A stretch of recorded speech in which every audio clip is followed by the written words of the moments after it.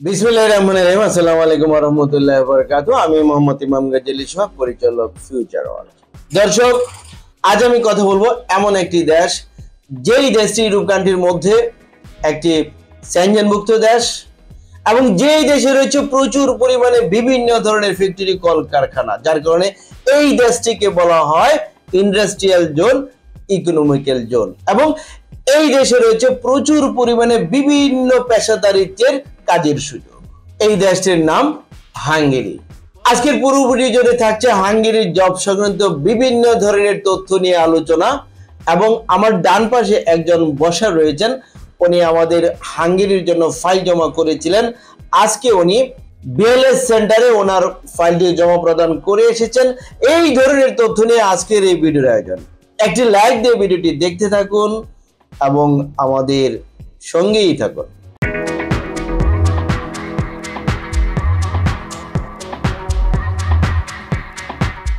প্রিয় দর্শক, আপনারা জানেন আমরা হাঙ্গেরি জব ভিসা নিয়ে কাজকর্ম করছি। ইতিমধ্যে আমাদের বেশ কিছু সফলতা আপনারা দেখেছেন এবং গত মাসের 29 এবং 30 তারিখে আরেকটি কারিশমা দেখেছেন। আমরা ডেলিগেট কর্তৃক নিয়োগ প্রদানের অনুষ্ঠান প্রোগ্রাম আমরা করেছিলাম এবং এই দুদিন আমাদের অনেক গ্রাহক এখানে নিয়োগ প্রাপ্ত হয়েছেন এবং যাদের কাজ অলরেডি প্রসেসিং চলছে। এবং ইতিমধ্যে আমরা বেশ কিছু ফাইলস বিএলএস সেন্টারে জমা প্রদান করেছি এবং অনেকেই সরাসরি ইন্টারভিউতে ফেস করেছেন এম্বাসিতে। প্রিয় দর্শক, যারা হাঙ্গেরি যাবেন, এই হাঙ্গেরি দেশটি কিরকম, চলুন একটি ভিডিওর প্রতিবেদন থেকে জেনে আসে। মধ্য ইউরোপের স্থল বেষ্টিত দেশ হাঙ্গেরি। দেশটির সীমান্তবর্তী রাষ্ট্রগুলো হলো Ukraine, Romania, Serbia, Croatia, Slovenia, Austria ও স্লোভাকিয়া। নবম শতকে রাশিয়ার দক্ষিণাঞ্চল ও কৃষ্ণ সাগরের তীরবর্তী মজর জাতিগোষ্ঠী অঞ্চলটিতে আসে। মজর জাতিগোষ্ঠীর বংশধর হিসেবে নিজেদের পরিচয় দেয় হাঙ্গেরীয়রা। এর রাষ্ট্রীয় নাম রিপাবলিক অফ হাঙ্গেরি। হাঙ্গেরির আয়তন 93,030 বর্গ কিলোমিটার, জনসংখ্যা 97,80,000। এর ভাষা হাঙ্গেরীয়। হাঙ্গেরির গড় আয়ু পুরুষ 72 এবং নারী 79। এর রাজধানী বুদাপেস্ট। দর্শক, আমরা জানলাম হাঙ্গেরি দেশটি কিরকম। আপনি হাঙ্গেরি কেন যাবেন, এই বিষয়টি আগে জেনে বুঝে তারপর সিদ্ধান্ত নেবেন আপনি কেন হাঙ্গেরি যাবেন। হাঙ্গেরি যাবেন, হাঙ্গেরির ভিসাটি হচ্ছে শতভাগ নিশ্চিত ভিসা, গ্যারান্টেড ভিসা। কারণ এর জন্য বাড়তি কোনো ঝামেলা নেই। এবং বড় আনন্দের সংবাদ, খুশির সংবাদ হচ্ছে হাঙ্গেরির এম্বাসি রয়েছে বাংলাদেশেই। ফাইল জমা দেওয়ার জন্য আপনাকে বাংলাদেশের বাইরে অন্য কোনো দেশে যেতে হচ্ছে না।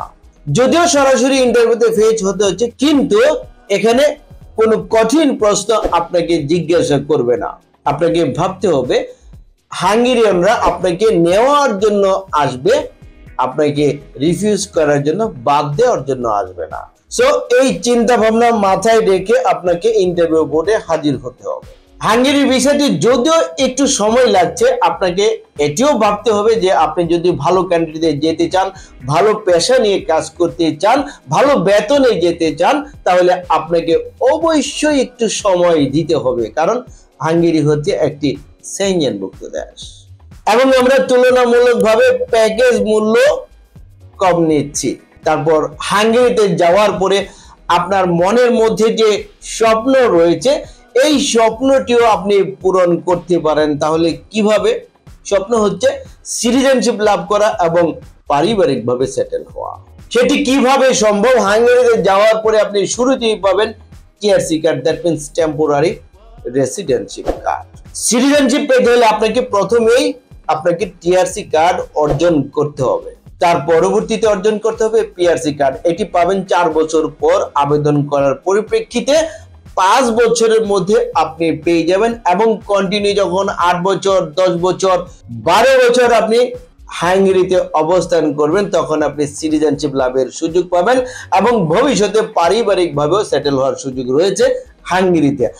আর যদি আপনি সিটিজেনশিপ লাভ করতে পারেন, তাহলে আপনি একজন সৌভাগ্যবান ব্যক্তি, একজন সম্মানী ব্যক্তি হয়ে গেলেন, আপনি একজন সেনজেন নাগরিক হয়ে গেলেন। আর সেনজেন নাগরিক হিসেবে আপনাকে গোটা ইউরোপ কান্ট্রির সকল সেনজেনভুক্ত দেশে যদি আপনি যাতায়াত করেন, মুভমেন্ট করেন, আপনার পাসপোর্টে কোনো ভিসা লাগাতে হবে না।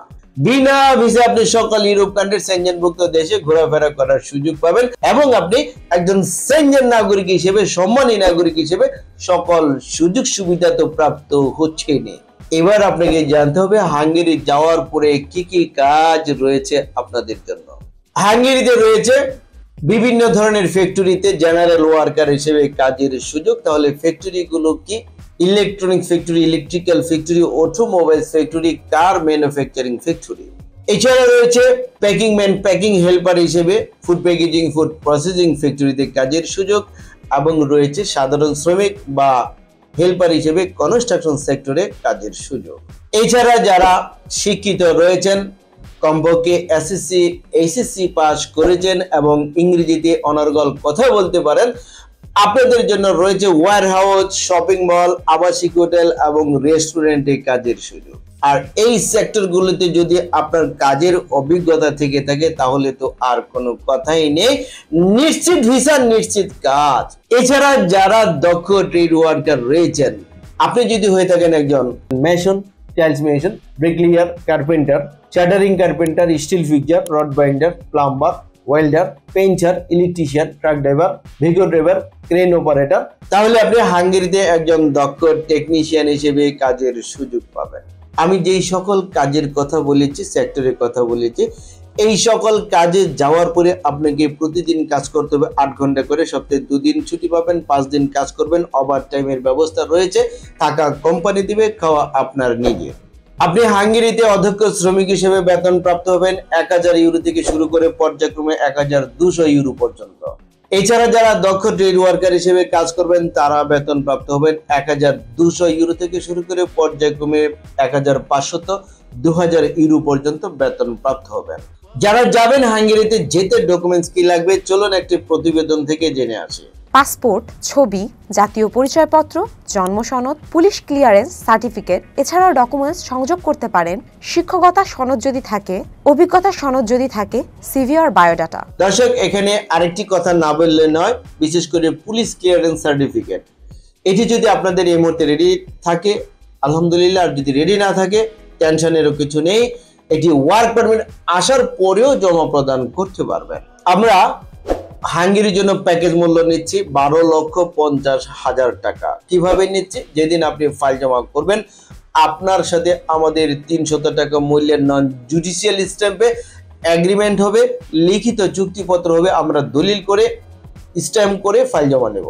সেদিন আপনি অগ্রিম হিসেবে জমা প্রদান করবেন 1 লক্ষ টাকা, তারপর পারমিট আসার পরে জমা করবেন 2 লক্ষ টাকা, টোটাল 3 লক্ষ টাকা দিবেন ভিসা হওয়ার আগ পর্যন্ত। তারপর যখন আপনার ভিসা স্ট্যাম্পিং হয়ে চলে আসবে, আসার পর এই ভিসার উপরে ম্যান পাওয়ার ক্লিয়ারেন্স কার্ড হবে, স্মার্ট কার্ড হবে, হওয়ার পরে আপনি আপনার অবশিষ্ট টাকা আমাদেরকে প্রদান করে আপনার লেনদেন পরিশোধ করে আপনি হযরত শাহজালাল আন্তর্জাতিক বিমানবন্দর থেকে বিমানে ফ্লাই করে হাঙ্গেরি পৌঁছে আপনার কাজে যোগদান করতে পারবেন ইনশাআল্লাহ। দর্শক, আমি ভিডিওর শুরুতে বলেছিলাম আজ আমরা হাঙ্গেরির একটি ফাইল বিএলএস সেন্টারে জমা প্রদান করতে পেরেছি। উনি বিএলএস সেন্টারে জমা প্রদান করেছেন এবং ওনার সরাসরি সাক্ষাৎকার হবে আগামী 8 তারিখ সোমবার সকাল 11টায়। দর্শক, আজ আমি কথা বলবো যিনি এই ফাইল জমা করে এসেছেন। ওনার নাম হচ্ছে খন্দকার হামিম হোসেন। ওনার হোম ডিস্ট্রিক্ট হচ্ছে ফরিদপুর। উনি দীর্ঘদিন আগে আমাদের কাছে ফাইলটি জমা প্রদান করেছিলেন। মাঝখানে এম্বাসি বেশ কিছুদিন বন্ধ ছিল। এই বন্ধের আগেই আমরা ওনার ওয়ার্ক পারমিট প্রাপ্ত হয়েছি এবং ওয়ার্ক পারমিটের হার্ড কপিও প্রাপ্ত হয়েছিলাম। তারপর শিডিউল বিপর্যয়ের পর আমরা বিশেষ করে ওনার ফাইলটি আমরা জমা প্রদান করেছি গুলশান 1 নম্বর সাইমন সেন্টারে। এই সাইমন সেন্টারে রয়েছে বিএলএস সেন্টার, যেখানে শুধু আবেদন ফাইল জমা নেওয়া হয়। ইন্টারভিউটি হবে গুলশান 2 নম্বর মোড়ের সার্কেলে, সেখানে রয়েছে হাঙ্গেরির এম্বাসি। দর্শক, ওনাকে এই বিএলএস সেন্টারে কি কি প্রশ্ন করেছে বা কিভাবে ওনার ফাইলটি জমা নিয়েছে এই বিষয়ে আমরা শুনে নেব খন্দকার হামিম হোসেন ভাইয়ের কাছ থেকে। জি হামিম হোসেন ভাই, আপনি কেমন আছেন? জি আলহামদুলিল্লাহ ভালো আছি।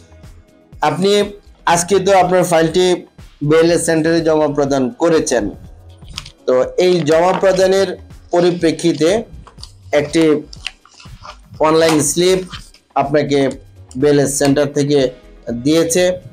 এটি হচ্ছে খন্দকার হামিম ভাইয়ের বিএলএস সেন্টারের জমা স্লিপ। আজকে এম্বাসির জন্য ফিস জমা নিয়েছেন বাংলা টাকায় 19,913 টাকা। এটি উনি ক্যাশ প্রদানের মাধ্যমে ওনার ফাইলটি জমা প্রদান করেছেন এবং এখানে আরেকটি স্লিপ ওনারা দিয়েছেন যেটি হচ্ছে এম্বাসির অ্যাড্রেস। এটি হচ্ছে এম্বাসির ঠিকানা এবং এম্বাসিতে সাক্ষাৎকারের তারিখ এবং সময়। এখানে এম্বাসির ঠিকানা রয়েছে, অ্যাড্রেস হচ্ছে এম্বাসির ঠিকানা Concord Tower 2 Madani avenue 6 floor Gulshan 2 circle Dhaka 1212। তো দর্শক এখানে আমি এম্বাসির অ্যাড্রেস বলেছি এবং কোন দিন ইন্টারভিউটি হচ্ছে 8 তারিখ সকাল 11টায়। তো হামিম হোসেন ভাই, আপনি যখন বিএলএস সেন্টারে জমা প্রদান করেছেন, আপনার ফাইলটি জমা দিয়েছেন, তখন আপনাকে কোনো কিছু প্রশ্ন করেছে? প্রশ্ন করা হয়েছিল যে আপনি কি করতে যাবেন হাঙ্গেরিতে। তখন আমরা বলছি যে জবের জন্য যাবো। আচ্ছা আচ্ছা। আমরা বলবো যে ইমেল অ্যাড্রেসটা কার, আপনার মোবাইল নাম্বার ঠিক আছে কিনা। তখন বললাম যে ইমেল অ্যাড্রেসটা আমার। অবশ্যই সবাই বলবেন যে ইমেল অ্যাড্রেসটা আমার। আচ্ছা। তারপর অবশ্য আর একটা সমস্যা হচ্ছে যে আপনার কাগজপত্রে কি কি কোনো কিছু চেক করেছিল? সব কাগজে চেক, যে আপনার ওয়ার্ক পারমিট, আইজুলেস পেপার সবকিছু সঠিক অথেন্টিক আছে কিনা, পুরো এ টু জেড যত ফাইল আছে জি প্রত্যেকটা পেপার স্লিপটা চেক করে আর কি। আচ্ছা। অরিজিনাল না ডুপ্লিকেট। আলহামদুলিল্লাহ আমার তো কোনো সমস্যা নাই। এবং আপনার পাসপোর্টের কয়টা কপি ফটোকপি করে জমা দেওয়া হয়েছে?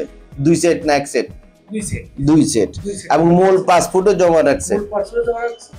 মূল সকল ডকুমেন্টস কি কি রেখেছে? আপনার পাসপোর্টের মূল কপি, পুলিশ ক্লিয়ারেন্স সার্টিফিকেট, ছবি রাখছে 1 কপি এবং প্রত্যেকটা জায়গায় জায়গায় পারমিটের এখানে ছবি আঠা লাগিয়ে জমা দিতে হয়েছে এবং আপনার bank statement with transition report নাকি? আচ্ছা, আর কি কি জমা দিয়েছেন এখানে? এটাই। আর ম্যারেজ সার্টিফিকেট? না, আপনি তো বিয়ে করেন। আচ্ছা সরি। তারপরে আর কি কি জমা নিয়েছে? এটাই আর কিছু। Okay fine. তো আপনাকে বলেছে কত তারিখে ইন্টারভিউ? 8 তারিখে। 8 তারিখে কোথায়? এটা হলো গুলশান 2 এ। গুলশান 2 কনকর্ড টাওয়ারে। ওকে, মাদানী একটা অ্যাভিনিউ। জিনিস সমস্যা স্যার, এই সিগনেচার একটু ঝামেলা করতেছে। ওরা যে সেম টু সেম পাসপোর্ট অনুযায়ী সিগনেচার করে লিখতেছে। আচ্ছা, এটা অবশ্যই খেয়াল রাখবেন। পাসপোর্ট অনুযায়ী অনেকেই আছে পাসপোর্ট আগে 2 বছর 3 বছর আগে সিগনেচার দিয়েছে বা কিভাবে দিয়েছে হঠাৎ করে মনে থাকে না। তো আমি আপনাদের উদ্দেশ্যে বলছি, যারা সিগনেচারের জন্য একটু সমস্যায় ভুগবেন বা ভোগান্তির শিকার হবেন, তারা সিগনেচার কি দিয়েছেন পাসপোর্টে এই সিগনেচারটি আগে থেকে প্র্যাকটিস করে নেবেন। বা অনেকে অনেক একটি কাজ ভুল করেন, ছবি। অনেকে মনে করেন আমার ছবি তো আমার অ্যাপ্লিকেশনে প্রতি যে জায়গায় লাগানোর কথা ছিল আমরা ছবি এখানে লাগিয়ে দিয়েছি, আবার ছবি কিনে নেব।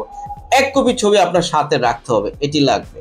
আর কোনো দর্শকের উদ্দেশ্যে আপনি আর কিছু বলবেন? দর্শকের উদ্দেশ্যে আমাদের যে এমবাসি, আমাদের যে এজেন্সি আছে, অনেক এজেন্সির লোক বের হয়ে গেছে। আচ্ছা, আলহামদুলিল্লাহ এদিকে ফিউচার এক নম্বর আছে ইনশাআল্লাহ। দর্শক, আমরা ভালোভাবে কাজ করি, নিখুঁতভাবে কাজ করি। আসলে বিষয় হচ্ছে বৃক্ষ তোমার নাম কি, ফলে পরিচয়। আপনার ফাইলটি যদি নিখুঁতভাবে কি কি লাগবে সবকিছু সুন্দরভাবে গুছিয়ে সাজিয়ে দেওয়া হয় এবং যে যে ডকুমেন্টস লাগবে সবকিছু ফুলফিল আপ করে দেওয়া হয়, তাহলে বিএলএস সেন্টারে শতভাগ আপনার ফাইলটি জমা প্রদান করতে পারবেন। এছাড়া যদি কোনো কিছু পেপার অসম্পূর্ণ থেকে থাকে তাহলে আপনার ফাইলটি জমা প্রদান নেওয়া হবে না। অতএব আমাদের রয়েছে বেশ কয়েকজন এক্সপার্ট এক্সিকিউটিভ যারা আমাদের কাজ করছেন এবং যারা হাঙ্গেরি নয় অন্যান্য দেশেরও কাজ করছেন। দর্শক, আমাদের ঠিকানা ফিউচার ওয়ার্ল্ড মিজান টাওয়ার 5ম তলা 115 শহীদ তাজউদ্দিন আহমেদ সরণি মগবাজার ঢাকা 1217। ফোন নাম্বার 01712201800 এবং 077741600। প্রিয় দর্শক, আমাদের অফিস একমাত্র শুক্রবার ছাড়া শনিবার থেকে বৃহস্পতিবার প্রতিদিন সকাল 10টা থেকে বিকাল 3টা 30 পর্যন্ত খোলা থাকবে। প্রিয় দর্শক, হাঙ্গেরির জব সংক্রান্ত এবং হাঙ্গেরির যে ফাইলটি জমা প্রদান হয়েছে। এই সংক্রান্ত তথ্য নিয়ে ভিডিওটি ছিল আজকের মতো পর্যন্ত। ভিডিওটি ভালো লাগলে একটি লাইক দিতে ভুলবেন না এবং ভিডিওটি শেয়ার করে ভিডিও বার্তা সবার মাঝে ছড়িয়ে দিন। এবং আমাদের এই চ্যানেলটিকে যদি এখনো সাবস্ক্রাইব করে না থাকুন তাহলে এক্ষুনি সাবস্ক্রাইব করুন পরবর্তী আপডেট জানার জন্য। ততদিন সকলে ভালো থাকুন। আল্লাহ হাফেজ।